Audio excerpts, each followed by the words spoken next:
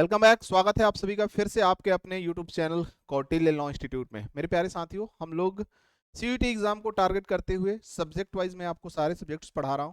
तो पॉलिटी का आज पहला लेक्चर है जिसमें मैं आपको इंडियन कॉन्स्टिट्यूशन के कितने शेड्यूल्स हैं, सिर्फ एक आर्टिकल में पूरा कंप्लीट शेड्यूल बता दूंगा। भारतीय संविधान की कितनी अनुसूचियां हैं, किस अनुसूची में किसकी चर्चा की गई है और कौन सा शेड्यूल पहले से था और कौन सा शेड्यूल बाद में ऐड किया गया था, इन सारी टॉपिक्स का पूरा समाधान सिर्फ एक वीडियोस में है। तो आप सिर्फ एक वीडियो कवर करो और आज के बाद भारतीय संविधान के शेड्यूल का एक भी क्वेश्चन आपसे गलत नहीं होगा, इस दावे के साथ मैं आपके साथ कह रहा हूं। तो सबसे पहले मेरे प्यारे साथियों, हम लोग ये जानना चाहेंगे कि भारतीय संविधान में शेड्यूल्स अभी के डेट में कितने हैं। तो अगर अभी के डेट में करेंट में पूछ दे तो आप बता दोगे कि 12 है, लेकिन क्या शुरुआत से ही 12 थे?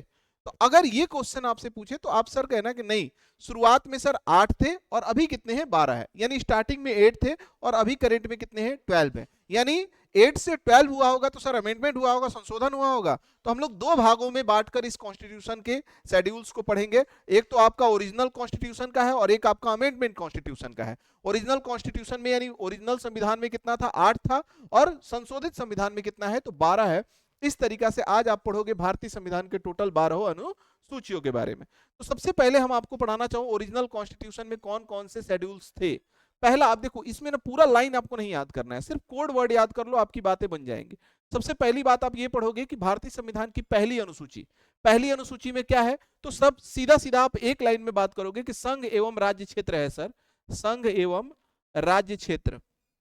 राज्य क्षेत्र इसका मतलब क्या होता है, स्टेट एंड आपका स्टेट्स, यानी आप ऐसे कह सकते हो, ठीक है, कि central and union, central and union यानी स्टेट्स।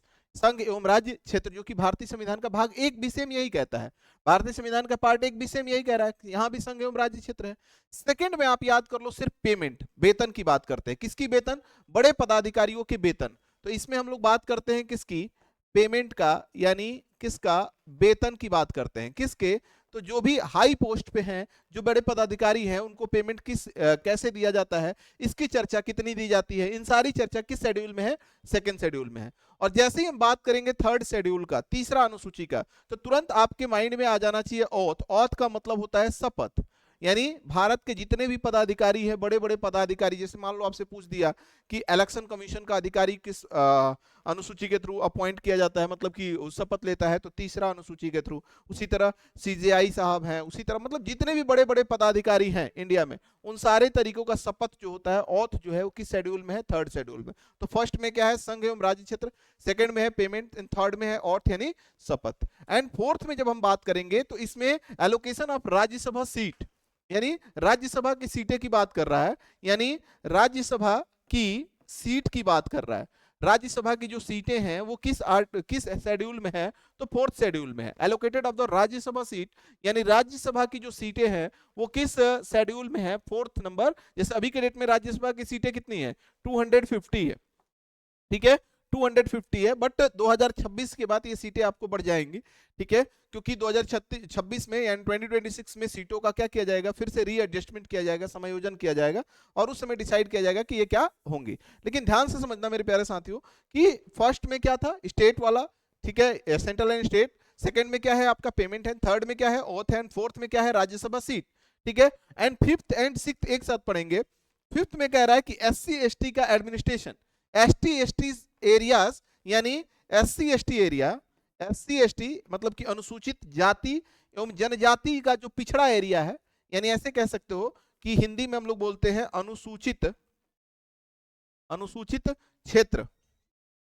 अनुसूचित क्षेत्र जो होते हैं, शेड्यूल ट्राइब्स के जो एरिया होते हैं, ठीक है, इनका एडमिनिस्ट्रेशन, इनका प्रशासन, इनका प्रशासन, यानी administration of SC ST areas, यानी एडमिनिस्ट्रेशन, एडमिनिस्ट्रेशन यानी इसमें हो गया एससी एसटी का प्रशासन। लेकिन ध्यान रखना, सिक्स शेड्यूल में सिर्फ ये अंतर है कि असम, मेघालय एंड त्रिपुरा एंड मिजोरम, ये चार ऐसे स्टेट्स हैं जो नॉर्थ ईस्ट के हैं, उनके लिए स्पेशल दे रखा है। तो कौन कौन सा, यानी नॉर्थ ईस्ट के, नॉर्थ ईस्ट के फोर स्टेट, नॉर्थ ईस्ट के 4 स्टेट हैं। कौन कौन से, एक असम है, असम है, एक मेघालय है, मेघालय है एंड एक त्रिपुरा है, त्रिपुरा है एंड एक मिजोरम है। ठीक है, असम, मेघालय, त्रिपुरा, मिजोरम, ये 4 ऐसे स्टेट्स हैं इंडिया के जहां ट्राइब्स ज्यादा रहते हैं, तो इनके ट्राइब्स के लिए अलग से प्रोविजन दे रखा है। फिफ्थ में तो ओवरऑल पूरा इंडिया की बात कर रहा है, सिक्स्थ में स्पेशल 4 राज्यों की बात कर रहा है। कहां कहां का? असम का, मेघालय का, त्रिपुरा का, मिजोरम का। जैसे आप लोगों ने सुना होगा कि असम में डिस्ट्रिक्ट के लिए एक मतलब उनको वहां की जो भी जनजातियां हैं, जो भी ट्राइब्स हैं, उनको अपना जिला स्वास्थ्य परिषद गठन करने का अधिकार होता है। मतलब कि डिस्ट्रिक्ट काउंसिल बना सकता है, डिस्ट्रिक्ट इंडिपेंडेंट काउंसिल बना सकता है, वहां वो मिनिस्ट्री काउंसिल बना सकता है, वहां इलेक्शन करा सकता है, वो सब पावर उसको दे रखा गया। यानी सिक्स्थ शेड्यूल उनके लिए स्पेशल प्रोविजन करता है। एंड फिफ्थ एंड सिक्स्थ में बस यही अंतर है, फिफ्थ में आप ये कह दो कि असम, मेघालय, त्रिपुरा, मिजोरम को छोड़ के इंडिया के जितने भी स्टेट्स हैं वहां के जो शेड्यूल्ड एरियाज हैं, यानी जो भी आपके अनुसूचित क्षेत्र हैं, उनका एडमिनिस्ट्रेशन की बात कर रहा है। एंड सिक्स्थ में क्या बोल रहा है कि असम, मेघालय, त्रिपुरा, मिजोरम के एडमिनिस्ट्रेशन की बात कर रहा है। एंड सेवेंथ में है आपका डिवीजन ऑफ द पावर्स, यानी शक्तियों का विभाजन।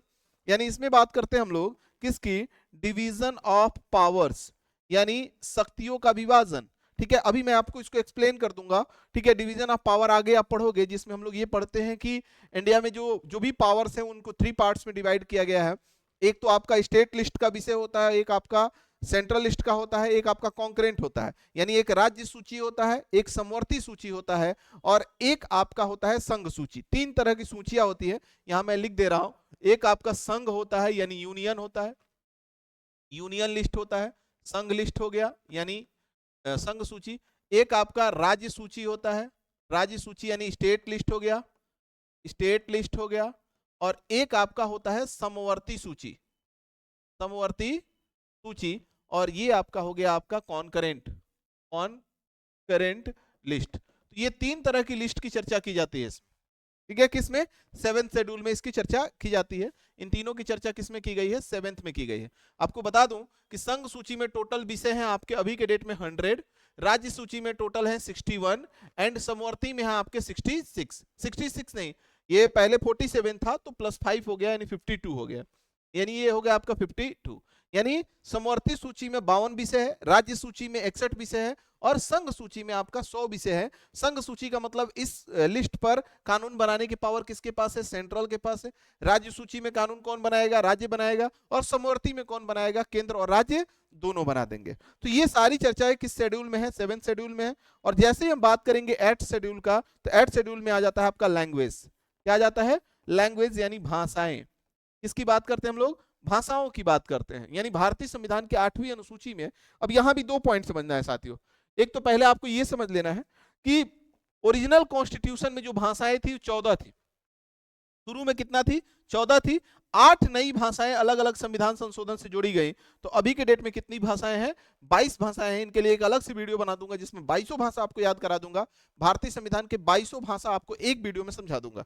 तो अभी आप बस इतना समझ लो कि शुरुआत में कितने भाषाएं थी? 14 भाषा थी। और अभी कितनी भाषाएं हैं? 22 भाषा है। तो कितने बाद में जोड़े गए? 8 जोड़े गए। 3 बार संशोधन हुए थे।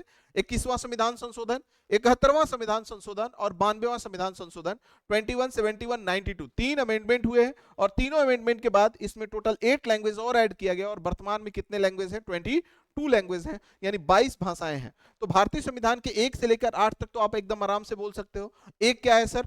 संघ एवं राज्य क्षेत्र। 2 में है पेमेंट, 3 में है औथ, 4 में है राज्यसभा सीट, 5 में है सर SC ST का एडमिनिस्ट्रेशन। कहां का? असम, मेघालय, त्रिपुरा, मिजोरम को छोड़ के। यानी 6 में क्या है सर? असम, मेघालय, त्रिपुरा, मिजोरम का एडमिनिस्ट्रेशन। 7 में क्या है? Division of power. कौन कौन से लिस्ट? स्टेट, सेंट्रल एंड आपका कॉन्करेंट लिस्ट। एंड 8 में क्या है? लैंग्वेज। स्टार्टिंग में कितना था? 14, अभी कितना है सर? 22 है।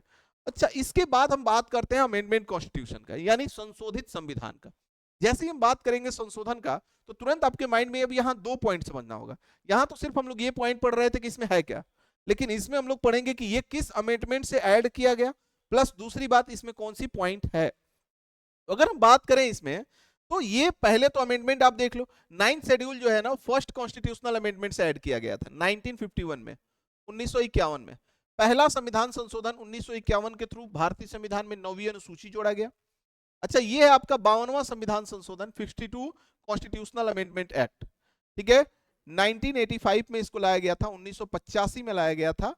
और अगर हम बात करेंगे 11th एंड 12th, तो ये 73rd कॉन्स्टिट्यूशनल अमेंडमेंट से आया था। 73rd कॉन्स्टिट्यूशनल अमेंडमेंट एक्ट से लाया गया था 1992 में। एंड अगर हम बात करेंगे 12th शेड्यूल किसके थ्रू लाया गया था, तो 74th कॉन्स्टिट्यूशनल अमेंडमेंट एक्ट 1992 में लाया गया था। देन आपको अब ये तो पता चल गया कि सर ये किस किस अमेंडमेंट से ऐड किए गए थे, यानी जो 9th है वो किसके थ्रू जोड़ा गया, फर्स्ट कॉन्स्टिट्यूशनल अमेंडमेंट, जो 10th है वो किसके थ्रू जोड़ा गया, 52 कॉन्स्टिट्यूशनल अमेंडमेंट, जो 11th है वो किसके थ्रू जोड़ा गया, 73, एंड जो 12th है वो किसके थ्रू जोड़ा गया, तो 74 के अकॉर्डिंग जोड़ा गया। अच्छा, अगर हम आपसे कहूं कि इसमें क्या है सर, पहले में क्या है, तो पहले में आपका लैंड रिलेटेड एक्ट लाया गया, भूमि संबंधी अधिनियम लाया गया था, यानी इसमें लैंड रिलेटेड एक्ट लाया गया, यानी भूमि संबंधी अधिनियम लाया गया था, भूमि संबंधी अधिनियम लाया गया था। एंड जैसे ही हम बात करेंगे 10th शेड्यूल में, इसमें एंटी डिफेक्शन है। एंटी डिफेक्शन का मतलब होता है दल बदल एक्ट लाया गया था, यानी अधिनियम लाया गया था। अच्छा, जैसे ही हम बात करेंगे 73rd में, तो द पंचायत की बात करता है, इसमें पंचायत को लाया गया था, इसमें क्या लाया गया था, पंचायत को लाया गया था। एंड जैसे ही हम बात करेंगे 74 में, तो इसमें म्युनिसिपैलिटीज की बात होता है, म्युनिसिपैलिटीज,